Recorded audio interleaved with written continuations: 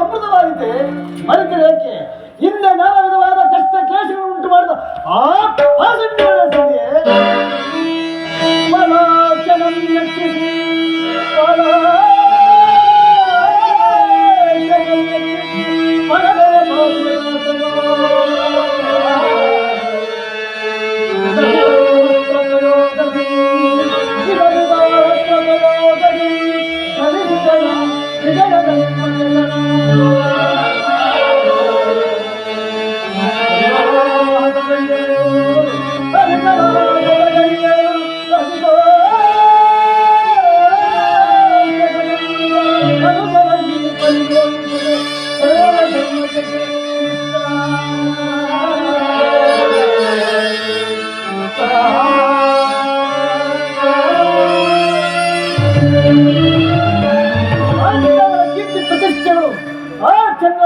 ಉಳಿಯಬೇಕಾದರೆ ಸತಿಯು ನಿರಾಕರಿಸಬೇಕು.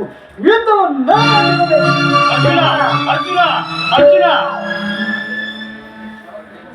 ಧರ್ಮನಂದನ, ಪರಮಾತ್ಮ, ನಿನ್ನ ಸಹೋದರರು ಭ್ರಾತೃ ಎಂಬ ಮಮಕಾರದಿಂದ ನಿನ್ನ ತಲೆ ಕಾಣಿಸಿದೆ. ಅವರ ಅಂತರಂಗದಲ್ಲಿ ಸೇಡಿನ ಜ್ವಾಲೆಯು ದಗದಗನೆ ಹತ್ತಿ ಉರಿಯಲಾರಂಭಿಸಿರುವುದು. ಇಂತಹ ಸಂದಿಗ್ಧ ಪರಿಸ್ಥಿತಿಯಲ್ಲಿ ಸಮನ ಮಾಡುವ ಶಕ್ತಿ ಇಲ್ಲದೆ ಈ ರೀತಿ ತಮಕ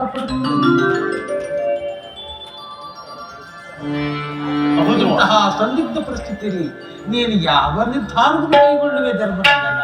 ಪರಮಾತ್ಮ,